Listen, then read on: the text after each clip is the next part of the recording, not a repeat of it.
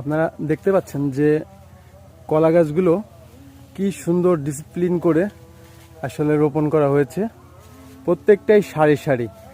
এটা আসলে পদ্মা নদীর যে চরের কারণে এখানে জমি পর্যাপ্ত।